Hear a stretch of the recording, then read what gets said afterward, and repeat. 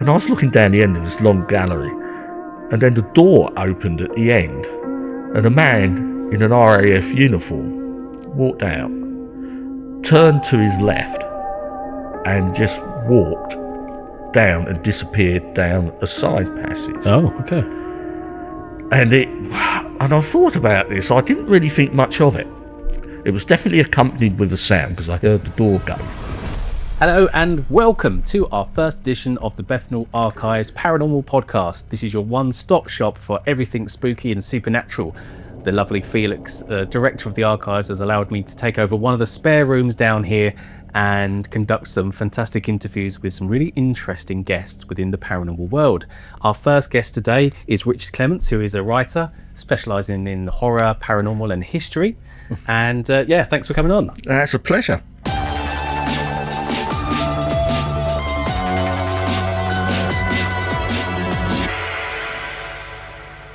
I'm a writer. I've sort of come to the end of my useful working life, I've been told. And I thought, well, where do I go from here? I don't want to sort of hang up my gloves. So I thought I'd always wanted to sort of try out writing. And this is something I put my head down into my fascination with history mysteries, and the paranormal. Amazing. So how did you get into, say, the paranormal, for instance? Always had an interest. Like a lot of people growing up in the early 70s, there was no such thing as the internet and stuff, so you really had to go out and about and track things down in the local library, etc. And the paranormal was always there. Ghost stories, for me, were always the draw. I would go to the library. There was one particular book I would go in every other day and just sit there looking at the cover, which had a picture of the Brown Lady of Raynham Hall, which is a very famous photograph shot in the 1930s at Raynham Hall in Norfolk of a ghostly figure descending the staircase. I mean, since then, I think, is it a real ghost captured or isn't it? I mean, I don't think that's really important for me. That set the seed, to sort of pursue this further. And then it fell back a bit, sort of life took over as you sort of entered the workspace, and I emigrated for a bit. I lived in Australia for 9 years and just got on with life.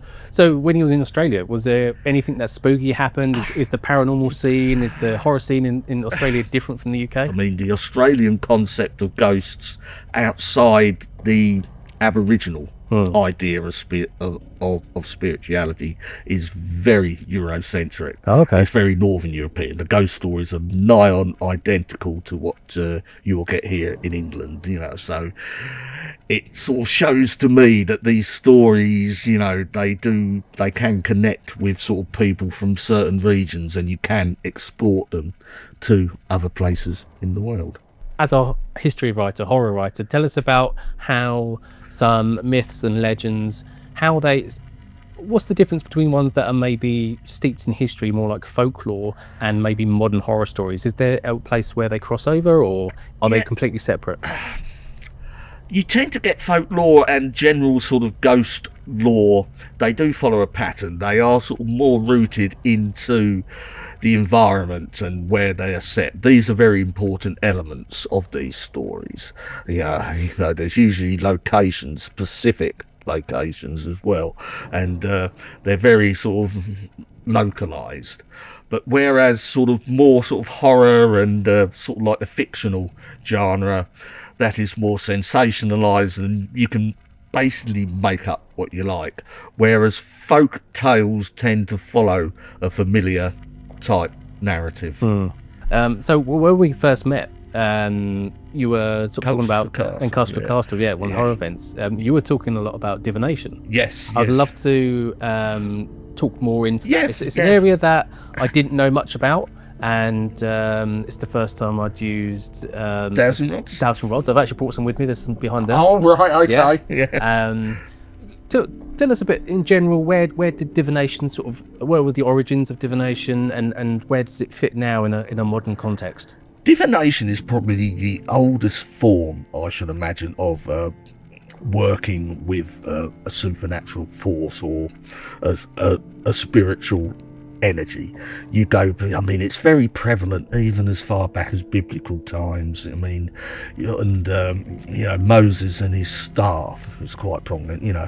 He's divining there. That staff is important, and a lot of these biblical prophets are always aided by some sort of staff or something, and these are sort of basically divination tools, and I'm convinced of it.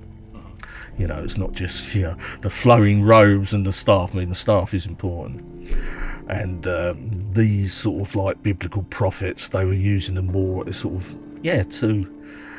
for insight, to focus. I find divination sort of focuses you and grounds you, and I was sort of like looking into this area, and I'd always been interested in dowsing, and I'd never actually done it. And I thought one day, and this is before I started writing, so one day I was looking online and I've just come across a pair of dowsing rods for sale.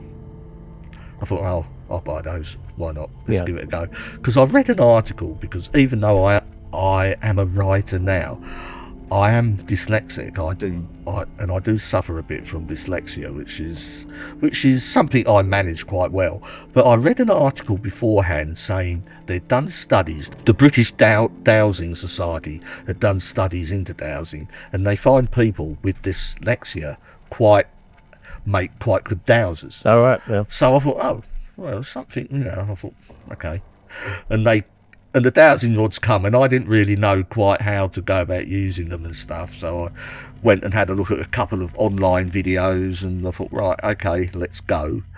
And I was getting hits almost immediately. Really? Can you give us a little example? Yes, while you're talking about it, yeah. Oh, you've got these sorts. These aren't my favourite sorts, but I will try. They were the cheapest and quickest to arrive.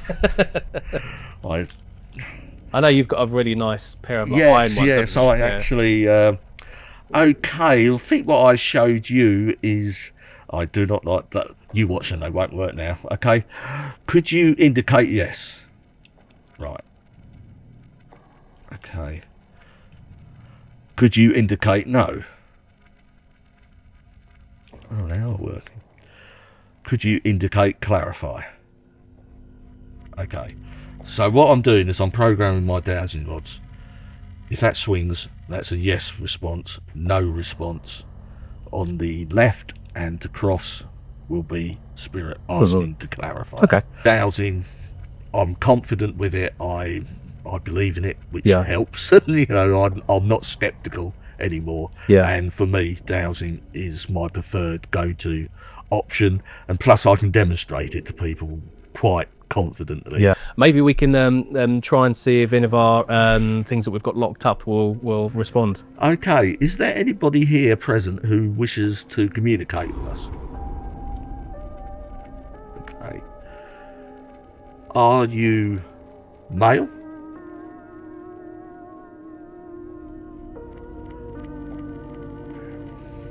Female?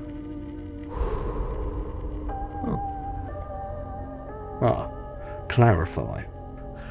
We do have cursed objects, so it could be something that could be related to yes. Is this indicating an object? Yes. Okay. Right. Would you like to take? You might be familiar. Yeah. Okay. Are you on the 7th floor? Okay, so it's not something that's super scary. It's not indicating it's on the 7th floor. Okay. Are you just below us? Okay, it's just below us. Are you a deck of cards? Okay, yeah, it's the Haunted Tarot deck. Okay, yeah, it's probably the Haunted Tarot deck. Yeah. So we actually got that from a shoemaker who'd found it in the loft of his. Oh, okay. Yeah, that's interesting. Yeah. That's interesting. Yeah. Yeah. Great. So tell us a bit about the history of dowsing rods, because you also said that one of the things that sort of backs up their, I guess, proof that they're real is that people use them to find water and other things. A lot of utility companies, it's always very sort of kept a bit hush hush, and if you ask utility companies straight out, they'll say no. But I know people that work for the water board, electricity and stuff. They will use dowsing rods to trace water sources, faults in electricity and stuff like that.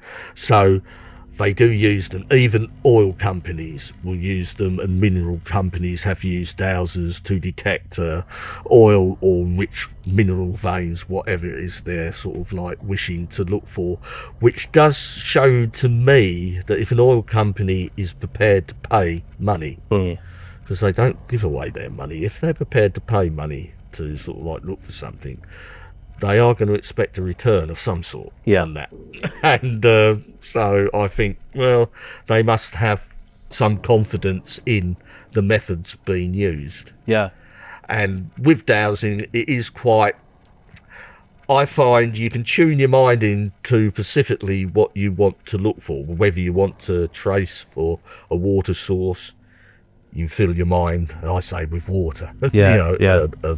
A mind's eye vision of water, and that can tune your rods respectively. Or if you're looking for perhaps a hidden artifact or a bit of treasure or something, you tune in, so you can discern what you're actually looking for or want to find out about using the divining rods. And you're a good old-fashioned, and as you said, looking for water, which I think everybody is familiar with that aspect of divining, and it's the most famous and it's the most practical use for it. Water is the source of life, isn't it? Yeah, definitely. If you've got water, you've got pretty much everything else. One of the things that I was doing when I was first using the divining rods was looking at thresholds and doorways. And we'll touch on it because what I want to delve into is more about portology and thresholds. And can you use this to there's a whole thing of London maps of interdimensional portals that I've heard about them. What's your sort of opinion on that? There is some psychologists will actually point, there is some merit in crossing thresholds, doorways. It's particularly for the viewers and yourself will always, and we all have this experience. We sit in the lounge watching TV one night by yourself, and you think, oh, I just need to go and get that from the kitchen. You get up, you walk into the kitchen, and how many times you stood there thought, what have I come in here for? A very common. And I thought, and at first I thought, oh, that does happen a lot, and a lot of people identify that with that. So I went online and had a look, and it is actually a known phenomenon. That as you cross a threshold of a door, regardless of if you're familiar with what's on the other side, so if you go from your living room into your kitchen, you're familiar with that, but the crossing the threshold will still trigger your brain to reset. To take in the new vista it's going to take in. And even though you are familiar with it, it's the point of crossing that threshold is where and that will occur, and that will affect your short-term memory. So the next time you're at home and you do think, oh, I just need to go to the kitchen to pick up and to get something, constantly repeat it in your head, because the time you are likely to forget is when you cross that threshold. And I found that very interesting, and you can douse for those thresholds. And as for the portal aspect, I will be honest, I'm not too up on portals. It's not something I personally specialise in, if you can specialise in such a thing. But I've looked into things like the stories I've written about time slips, stuff like that, of that sort of phenomenon within the paranormal. So that's the closest I come. I mean, would you consider that crossing a portal? Yes, I should imagine that is. And if this is interdimensional, yes, I can understand that it would, and there would have to be a crossing point somewhere, or a good place to actually manifest a crossing point would be in a framework. And I can see where you're perhaps or looking at a doorway provides a frame. Because with all the amount of people who go missing every year, sometimes you could think they've slipped into some sort of alternate reality. And I do believe, I don't have the traditional notion of ghosts being spirits of the deceased. Okay. I believe we're dealing with something else. I don't know what. Okay. But I believe we're dealing with something, which is just as fascinating. Yeah. But I believe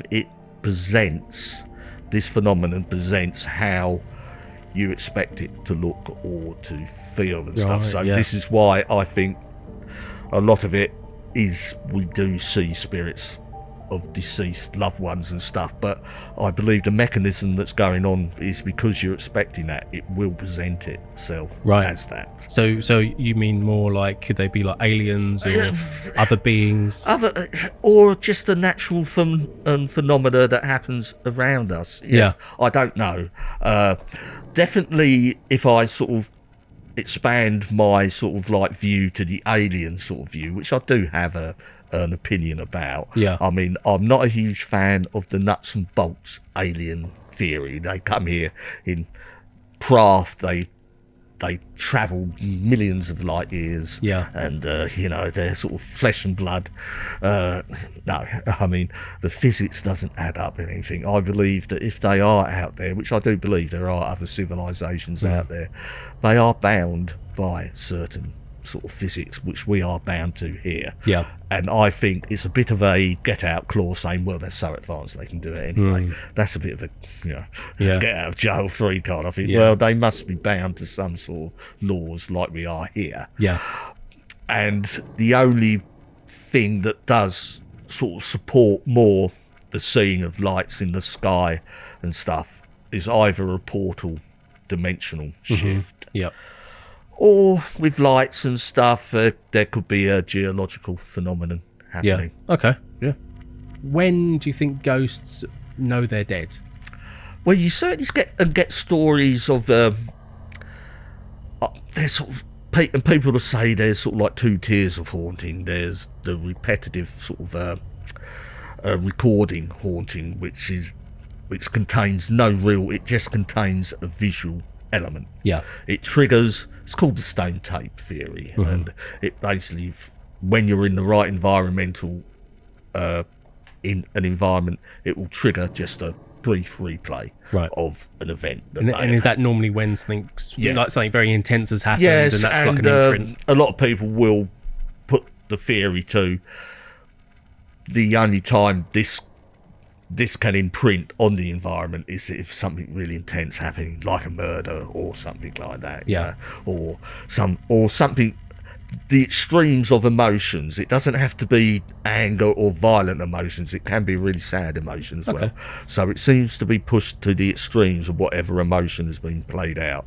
So the fight or flight and stuff. So you don't seem to get any sort of playback normal sort of scenes. They seem to be a bit more dramatic when they are played back. Okay. And then I wanted to talk a bit about like case studies. Is there any like particular, I guess, things that have happened to you that are unexplained?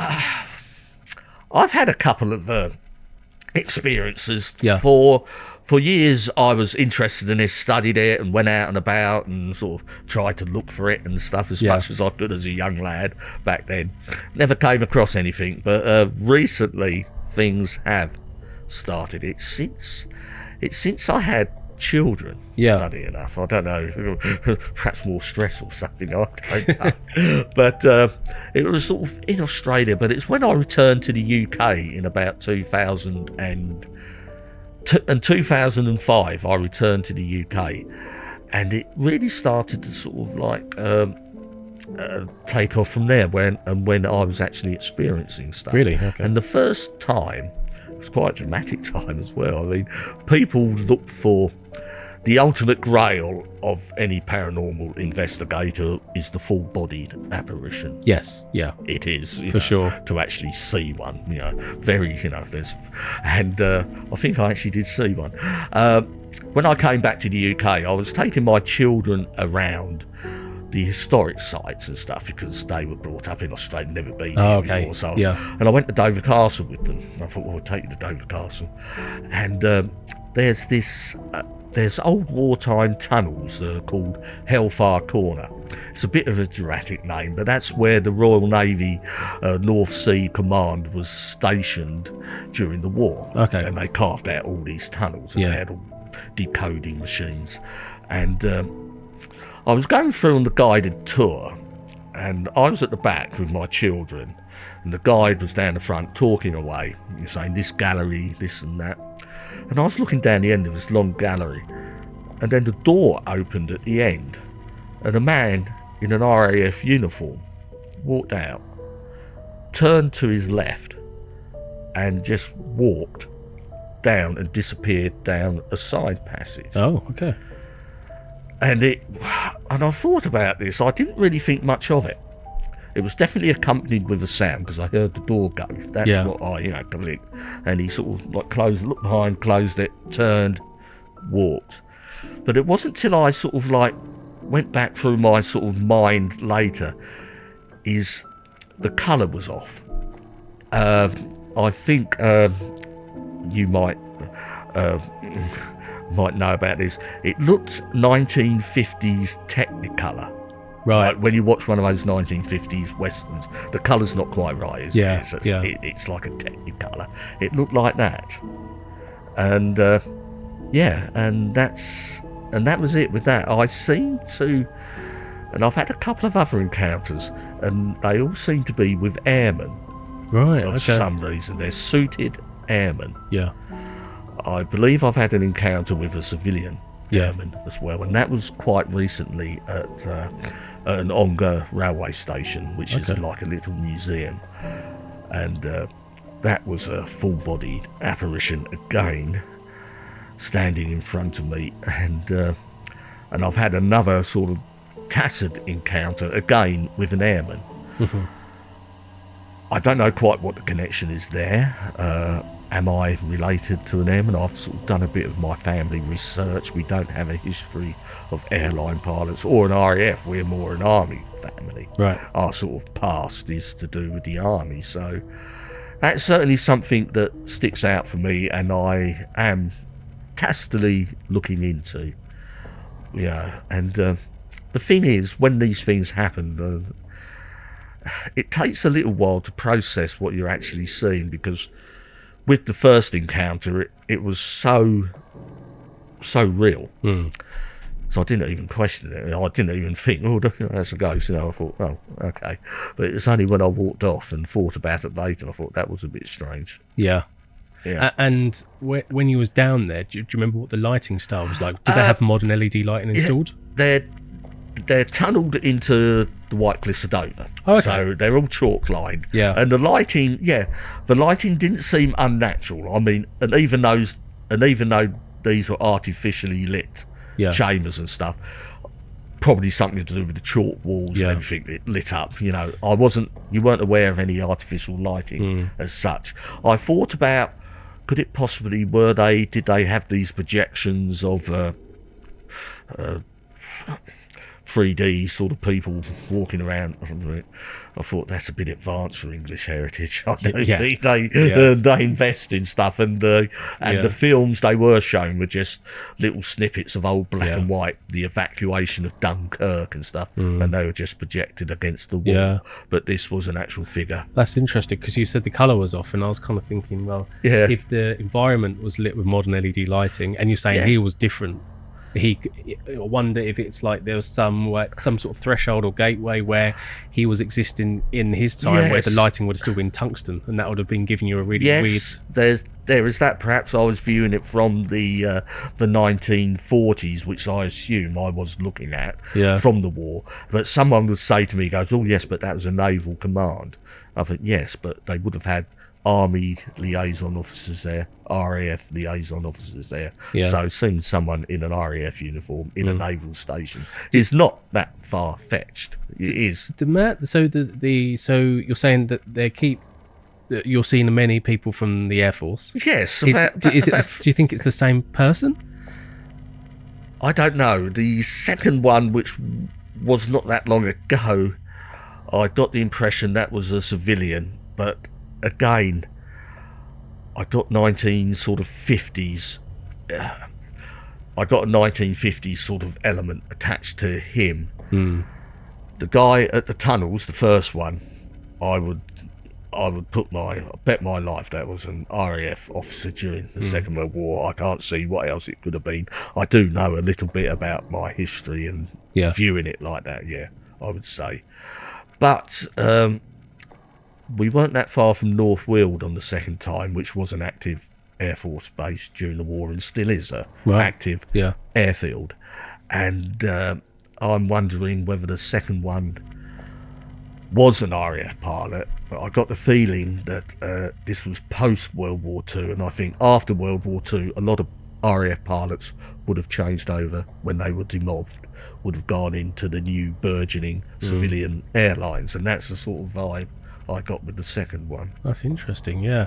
So I do try and link stuff. If I see something or experience something, I do take it at face value, but I do like to sort of like research around it and try and see if there's anything going on. But I do accept what I see now.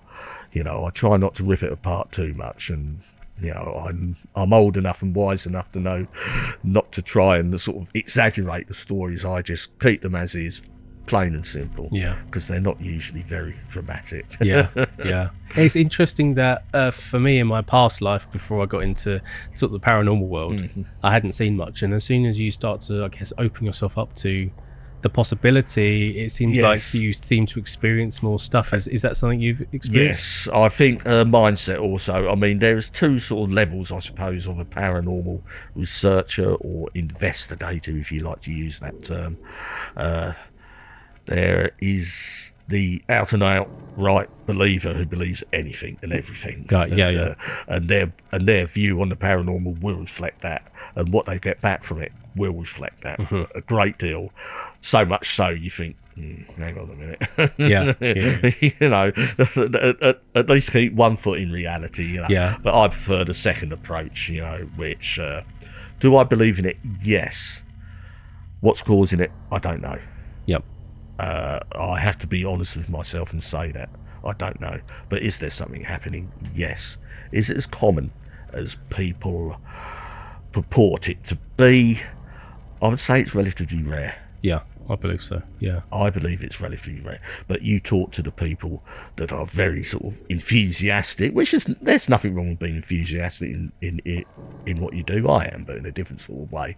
But if everything's a ghost and every little, good luck to you. I'm not gonna sort of rain on your parade. You get on with your sort of like research, I'll get on with mine, and we'll see where we end up. Because we'll probably all find out one day.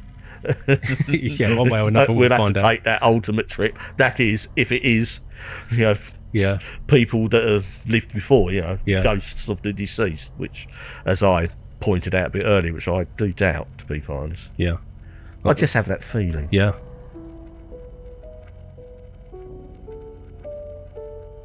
Richard, haunted objects or haunted places? What do you think's the worst? Objects can be interesting, but they're very much in vogue at the moment and stuff. And I have had dealings with alleged haunted objects. There's quite a fascination at the moment with something called Akondi dolls. Okay. I don't know whether you're aware of them. These are these African carvings, and they've got nails hammered into them. I've seen pictures. We haven't got anything here, but tell us more. I've had interactions with. I've got a very good friend of mine. She owns an Akondi, and I first came across one when I was visiting the Haunted Antiques Research Centre up near Nottingham. Right. Okay. And so there's a guy there, Neil Packer, who owns his own little museum. He goes around collecting antiques, and stuff, and lays them out and offers people to come and sort of tune into them. All right, so interesting. Yeah. It's quite an interesting little place. I've been there a few times, but the Condi Dole is the only one I feel there is sort of some sort of connection with. I've done a bit of work with the one up north. I'm not so much with my friend's one, because that's her person and she does a lot of work with that, and she gets a lot of results from that. But from the little work I done with the one I was investigating and looking at, it was coming up with some very interesting results. So talk us through. So we'll get a picture up on the screen to sort of show them, and we'll probably show the place as well. But talk us through. So what would be the process? What are you looking for when you're using them? What sort of things? We were doing for this. I was connected via Skype with my friend, and she was on Skype, and I was up there, and we were sort of like looking, and I was sort of showing her and stuff. So she was giving me feedback on what she was getting, and I was sort of vice versa. So I got a basic sort of feel and a basic sort of area I should be looking at, and then the friend I was actually at the centre with, we went off and done a Ouija board session to try and clarify and to get a bit more information about what we were. So was seeing. It that spirits connect with Well, it wasn't quite what we expected. We got a Middle Eastern connection. Okay, so is it like entities or spirits we can got use it as a conduit? Yeah, we got a name. Yeah. And it was obviously a foreign sounding name, and we sat on it, and then we sort of looked up, and I got a few encyclopedias out and tapped in, and the name was Arabic for some reason, and there was a connection with this name to like the jinn in Arabic legend and folklore, which is their version of a demon. Yeah. And this name had overtones that some jinn are actually called this name. Oh, okay. So I thought, this is sort of like a bit interesting, and I tried to push it. So are we saying that whatever was possessing this is that what it was, or? Well, it certainly sort of made me sit up and take notes. Right. Yeah. Me and my friend, and had a bit of a discussion. The witching hour. What was the origins of that? I think it's around. You're probably better off asking Kerry, but from what I can gather, it's around 3 o'clock in the morning, and this is when the witches would go to the Sabbat, right? Which was the gathering where they would go and consult the devil. He would call them forth, and they would all fly. And I think the coven had to be 13 or 12 witches, and the 13th was the devil in the middle, giving them instructions. And I believe this traditionally occurred at 3 o'clock in the morning, and this is where this tradition comes from. So the witching hour is at 3 o'clock in the morning. That's what I've heard anyway. What's your view on witches in terms of the broomstick style witchcraft in the folklore behind it is very interesting. Sort of like I was looking in why witches are associated with broomsticks, right? Yeah, which is quite a fascinating story in itself, and it's actually quite rude. So I won't go in. Right, okay. It involves various hallucinogenics and the way they are applied, but I'll leave it. Okay, yeah, good. We won't get cancelled on YouTube. Yeah. No. So we spoke a bit about jinns. Yeah. Is there any other sort of types or genres, we could say, of ghosts that interest you? Are there malevolent spirits per se? Yes, I think there's certainly. I'm very interested. Let's reset. I'm very interested in the poltergeist phenomena. Okay. Yeah. And I believe that if there's any phenomena around this paranormal field, if the money and research was pumped in by mainstream science, this is the area I think they would make a breakthrough, because I believe it is very much connected to the individual. You know what I mean? We create this. I mean, because usually the classic poltergeist is you do need elements for a poltergeist case. You usually need a teenage girl, yep, a an unstable family life, Right. and a teenage girl going through with maturity, from Yeah. girl to womanhood. And this seems to be the catalyst. You look at any poltergeist case, these are always elements that are present, Right. and this seems to be the catalyst that starts this phenomenon off. And they only run for usually a set period of time as well. I mean, a poltergeist case you can dismiss if it doesn't even fall into a set criteria. Okay. Some researchers will say no, it's not a poltergeist because it hasn't followed this criteria. Yeah. Some researchers are very adamant on that as well. Right. Interesting. So one of our avid listeners to the podcast series, they asked a question. They sent an email in and actually asked a question. Okay. And so I think you're a great person to ask about this. So when we often see ghosts, or hear about ghosts, they're it's normally like a Victorian boy or someone from the Edwardian period. Obviously, now we're in 2025. Are we still? Do modern ghosts exist? I wrote an article about really? this. Do we see like a chav ghost? I did write an article, and I will give you a link to it so you can get in contact with your friend and send it to him. But I believe the reason we see Roman ghosts are very prevalent.